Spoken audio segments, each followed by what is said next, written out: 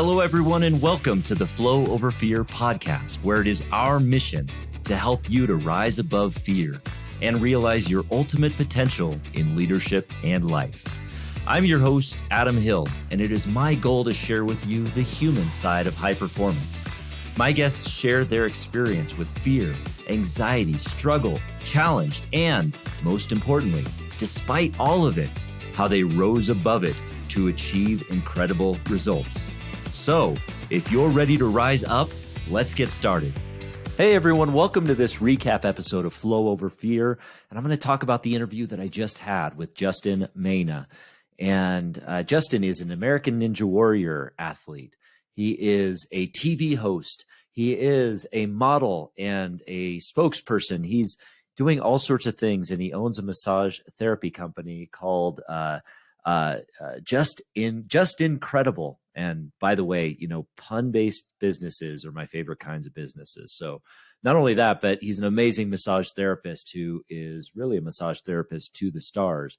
But more importantly, he has a pun-based name, which is awesome. But I digress.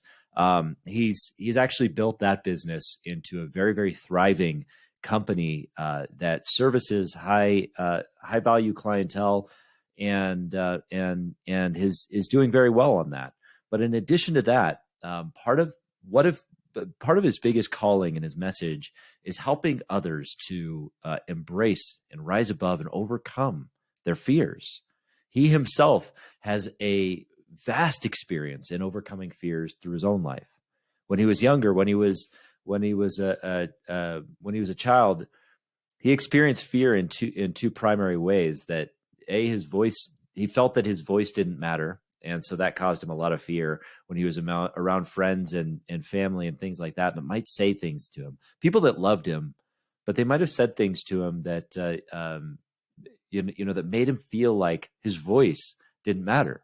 And growing up with a lisp as well, it was hard. It was always obviously a challenge for him to communicate, and people would make fun of him for that. And that presented, his first set of challenges. In addition, he was terrified to get too close to people, which was also based on a lot of the interactions that he had with friends and family, or people teasing him about things going on in his life, and that obviously shaped some of his young life. But he met people, and he was drawn to individuals in his life that helped him to come out of that. Mentors, and this is again a theme that comes up a lot in this show. And I know I sound like a broken record, but I sound like a broken record because it's true. The community and mentors and people who have what you want can be a huge value for you in your life. And not only that, but faith became an important part of Justin's life. Faith is also something that comes up a lot in this show. And I know, in a lot of ways it can be a controversial topic, but it's an important one. It's an important one to discuss because it is an element that high achievers that have overcome fear. There's faith is an important part of that journey of how they overcome it. Faith in a higher power. It's part of my journey. And I'm not pushing it on anybody, but it's definitely something to be explored. And faith is really as Justin put it, is testing fear. Because we have a lot of fear in our lives, and one of his philosophies is not just flow over fear, which is mine, but is faith over fear, is allowing faith to help us through that journey. And that showed up for the first time, in one of the first times in his life, with regard to his fear of sharks. And he told this amazing story about how that's always been one of his biggest fears, is a fear of sharks. And, one night he decided around midnight that he was going to jump into this canal that was in Florida there, where bull sharks were common. And in this area where sharks were predominantly, exist a lot of times, he jumped in there and he swam across the canal. And then, tired and exhausted from swimming across the canal, he knew he would have to actually swim back through those shark-infested waters. And as he pointed out, the sharks now knew he was there because they heard him splashing around. They heard all this. And furthermore, he cut his foot on a bed of oysters, which meant that there was blood in the water. And but he still knew that the idea of being attacked by a shark was minimal. So obviously there's an element of being cautious there. Not that fear is preventing from being in danger, but there's a level of caution there that he knew that, well, that shark attacks were rare. So he knew that he could probably get across, but that fear was overwhelming. And if any of you have experienced the fear of sharks, and I have, having swum in a number of triathlons, I've swam in what would be considered quote unquote shark infested waters before. I swam at a place where somebody was attacked by a shark and nearly killed. And the reason that person wasn't killed was because a lifeguard boat happened to be within 50 yards of where that person was being attacked, but they were still severely injured. And that was the swim area where we swam in. I would dress up like a sea lion in my wetsuit to swim in that bay, and people may call me stupid for it, but there's also a sense of those things are so rare. Thousands and thousands of people swim in those waters every year without being attacked, but it's that one that heightens it's the intensity of that danger and the negative outcome that affects us. And so that was the same fear that Justin had to overcome by swimming there and swimming back. And he did that.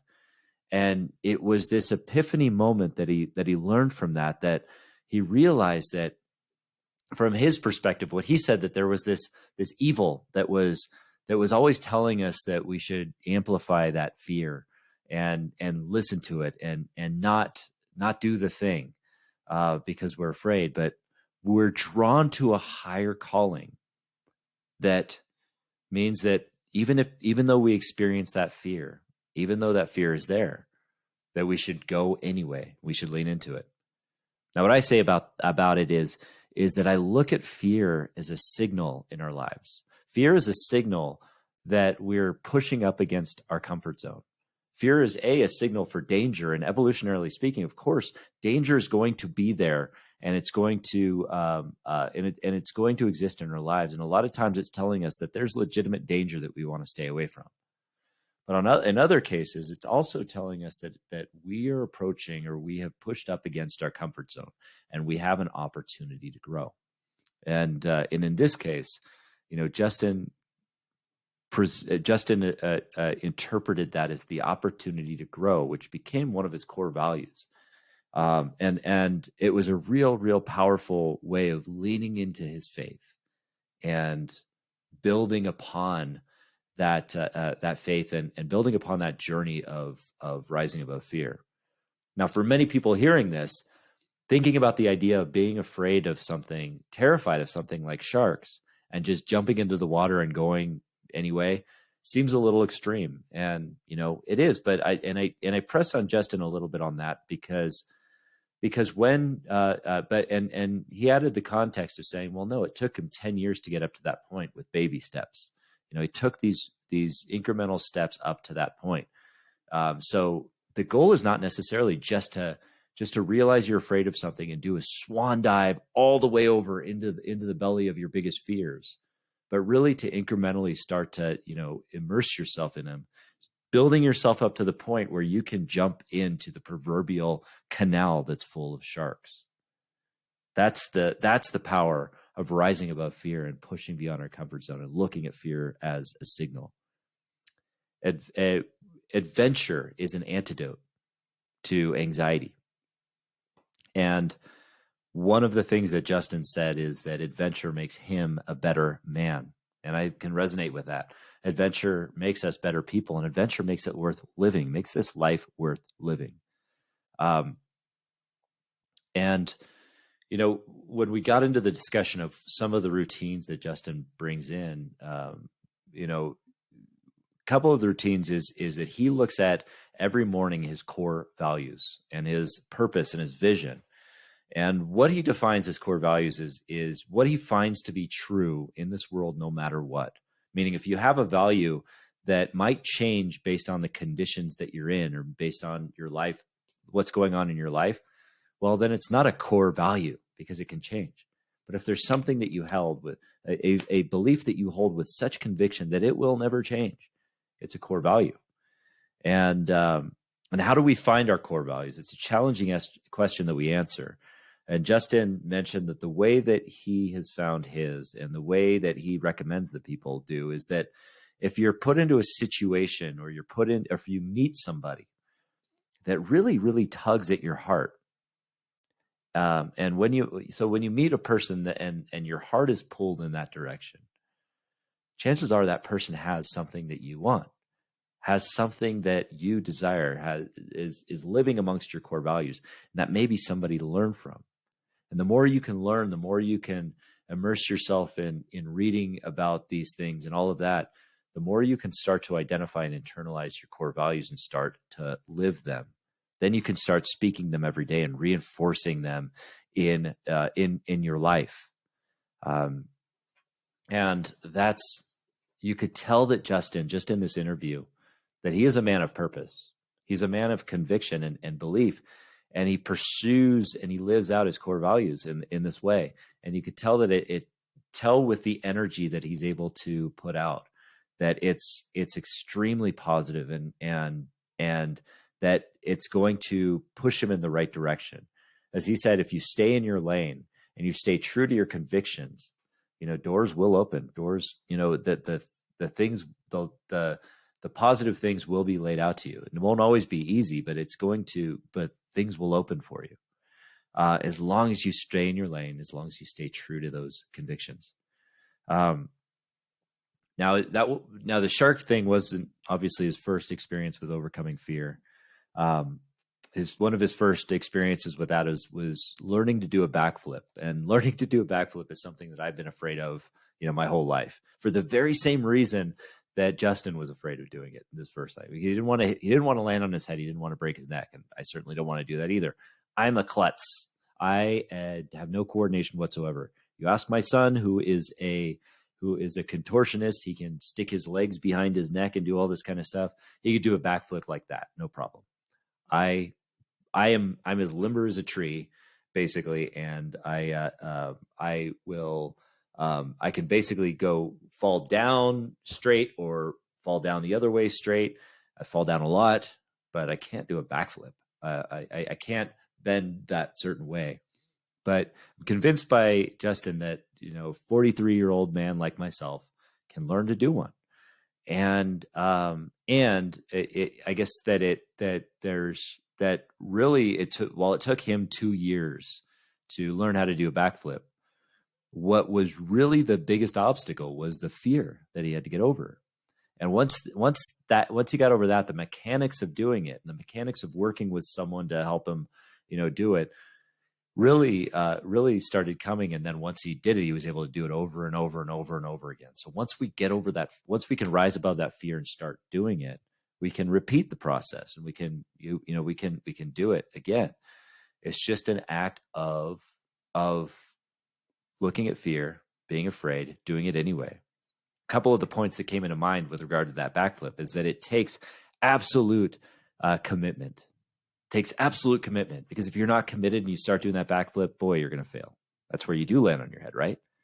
So commitment is the key to it. When you're doing it, you run, you put all your energy into it, you do that explosive force into doing that backflip.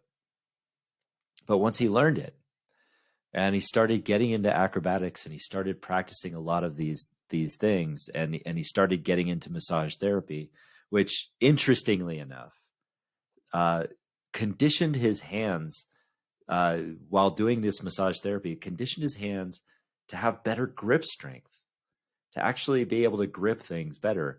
And that led him down the path of acrobatics. And he was asked by a number of people, why don't you try out for American Ninja Warrior? And, he'd always kind of put it off, but then he did it and he realized he could be pretty good at it. And he ended up doing that for doing the American Ninja Warrior circuit, being, one of the very, very, very few people out of 100,000 people who apply for that every year. He did it. And he ended up being a part of that for a number of seasons. So it goes to show that kind of some of the skills that you can get from life, maybe it starts with overcoming one simple fear, like doing a backflip. If you do a backflip, where does that lead you down the path of what you can achieve? Now, I'm not suggesting that you have to do a backflip. I'm just saying that is one of the things is, where are your fears becoming an obstacle to you reaching your true potential?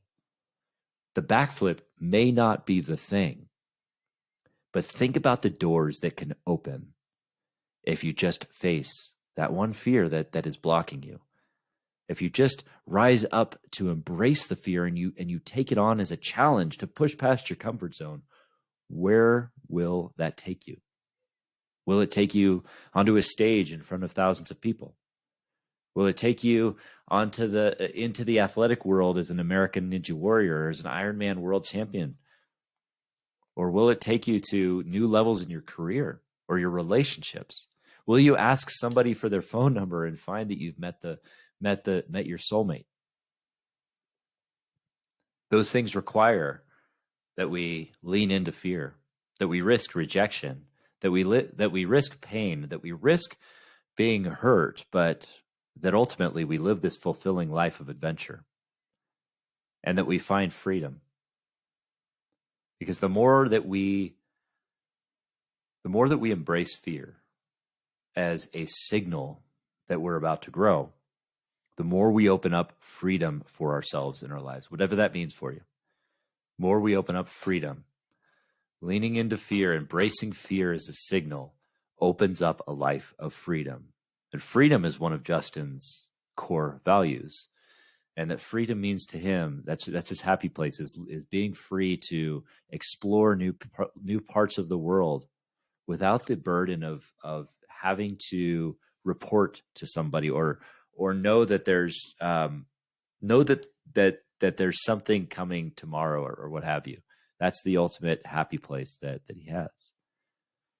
So his suggestion, and so that's kind of the lesson that we learn here is, when we start to learn to embrace fear, the world opens up to us, as it did for Justin. Now he's known as an American Ninja Warrior, and the person who once had a speech impediment and felt that he didn't have it, that his voice didn't matter, is now speaking from stages and sharing his wisdom all over the world. It's a powerful message. And now he shares it on his new show, which should be coming out soon. If it's not out already, it's on YouTube, and it's called The Fear Hunter. And if you look out for that if it's not out yet, you can follow Justin at Justin Maina Official. That's JUSTIN MAINA Official on Instagram. And there you can see what's coming up in his life. The last little nugget of wisdom that he left with us was with regard to what we should do and how we can embrace fear as we go forward, how we can rise above it. And that is to surround ourselves with people, surround ourselves with mentors. This is a common theme on the show, again, with high achievers, is to surround yourself with mentors that really have what you want and that can help you through it, or a community of people, and actively seek to get rejected and learn to embrace rejection in the same way we can embrace fear, because that rejection is ultimately a fear that a lot of people have.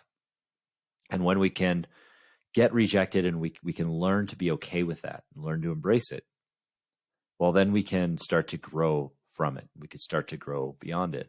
We could start to learn that we are not the result of other people's feelings about us. We are, and that we are worthy, that it doesn't own us.